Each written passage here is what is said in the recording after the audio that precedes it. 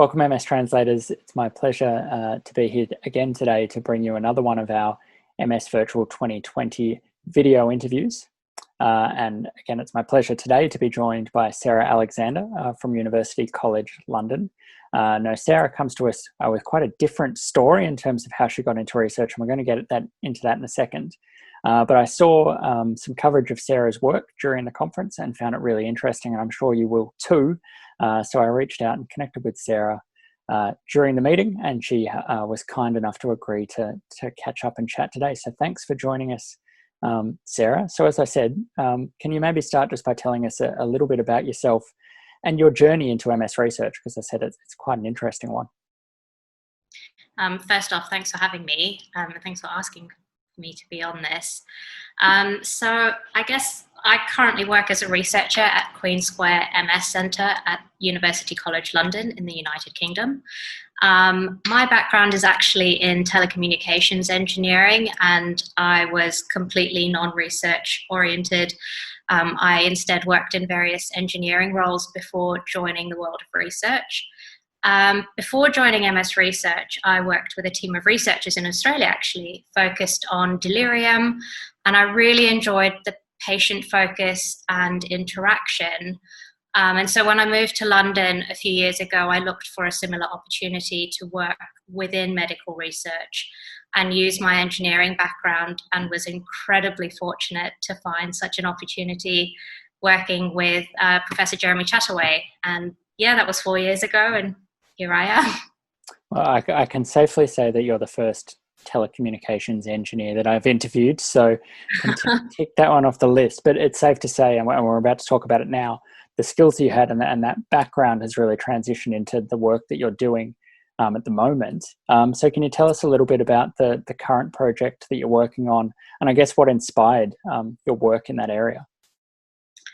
Yeah, so I guess I should start by saying the research that I do is focused primarily on wearable technology in MS. And when I talk about wearable technology, it includes devices such as smartphones, smartwatches, fitness trackers, and basically any sensor worn on the body. And this could include like clothing, jewelry, accessories. And a part of my research looks at what is currently out there in MS and identifying other areas for further development. Currently, we are completing a study using an app that we developed called mSteps, looking at distance walked rather than step count in a person with MS.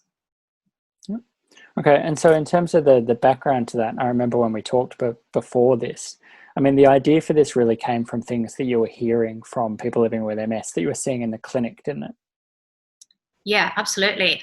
The idea for the project was born out of conversations we had with people with MS and clinicians who expressed a need to have better data that would best reflect their physical performance in between clinical visits and would help have data to best inform decisions affecting patient care and their use of disease-modifying drugs. So what we found through conversations was a trip to the doctor or a nurse is usually quite tiring for a person with MS. And there are usually a lot of time and space constraints that make doing a walk test quite difficult. And this often results in asking the person with MS to estimate how far they can walk without rest. Now, I don't know about you, but I am terrible at estimating how far I can walk. Yeah, I'm not sure I'd be able to answer that question very accurately. Exactly. So we're hoping that mSteps data would provide a more accurate representation of their walking abilities, as it will provide longitudinal data over several months and not just capture their walking ability on the day itself. Yep. Yeah. Yeah, and I mean, I think what's really fantastic about this idea is that it, I guess, really came from something very tangible that you were seeing, and a problem that was being faced by people living with MS and their healthcare professionals, their neurologists, and have gone about trying to solve that problem, which I think is a really nice approach. Oh, thanks. So can you discuss some of the results, I guess, that you found so far from this project? Yep. So there are two parts to the study. Part 1 was tested by people with MS indoors using indoor Wi-Fi positioning, and the app was also tested outdoors using GPS in a control group. So the first part results showed that the indoor walk in both the control and the MS cohort was quite inaccurate.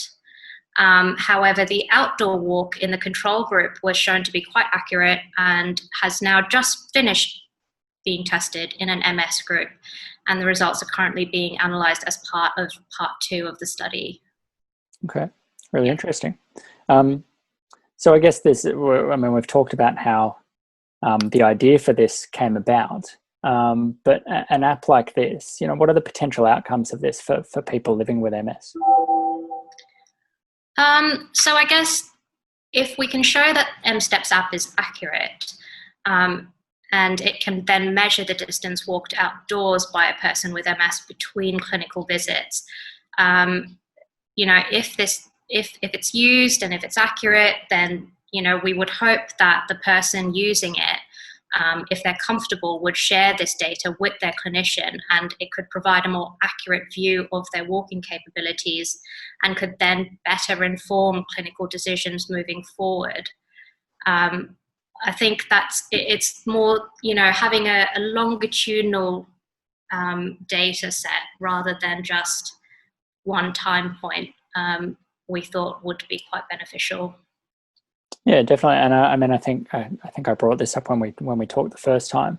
Often we find we hear from people living with MS, I guess, that they feel that they may be deteriorating, or that their health may be not going the way that they would like. But then when they go in, that there hasn't necessarily been a change on their imaging or their MRI, and it's difficult to line those two up. Whereas with data like you might get from mSteps, I guess it provides a much more concrete example that neurologists and healthcare professionals can look at and go, okay, we can see that things are happening here. Yeah, no, absolutely. So I guess then, what are the next steps for this project? What are the future directions that you'll be looking at doing with it? I guess if we can prove that the second part shows that it's accurate, the biggest next part for us would be to make it public and to make sure that we've got the back-end systems to ensure that we can support users and data security and all of that. We would hope to achieve MS service adoption in the UK and then hopefully spread to other countries in similar services, so that it's being used and it's being promoted by other services. Okay, yeah. Fantastic. So I guess what we always like to ask this to researchers, because we like doing these interviews so that the MS community can stay informed about what's going on and get information about the research world, because we know that they're really interested in that. But we also know on the flip side that they're really keen to try and help research as much as possible and accelerate it and help progress it. So for people watching, what can they do to help support your research? I think, ultimately this project was born out of conversations with people with MS, and we'd hope when it becomes public, we'd hope people with MS started to use it, download it and use it, and continue to provide us with feedback on the mSteps app and on any other areas of day-to-day living, really, or their MS journey that we could try and help with. I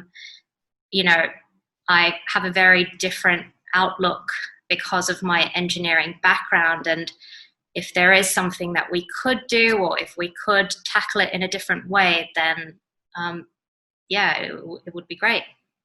Yeah, and I think that's something that's really important, that you are bringing a very different skill set to the research world that's helping to solve problems that people might be having. And one thing that we always, again, talk about in mStranslate is that while, again, these conversations are really useful for the MS community to hear, to stay on up to date with what's going on, one of the most important things is that conversation is two ways. So what you say is really accurate and mirrors what we say on mStranslate all the time, that information provided by the MS community can really help shape research direction, and people just need to use their voice, so that as researchers, you guys know the sort of problems that you should be tackling.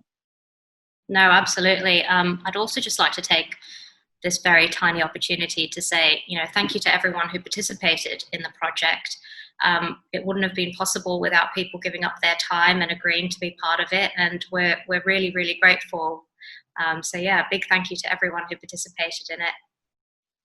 Well, from myself and the MS community and people following on mStranslate, we thank you for all of your hard work with the project and for making such a good approach to tackle a problem that people are dealing with at the moment. That I'm sure once it's up and running will hopefully make a difference to the MS community, and also for so generously giving up your time today to talk to us. I know our community will be really appreciative of that as well. Thank you so much for having me. It's been good. Thanks. Thanks, Sarah.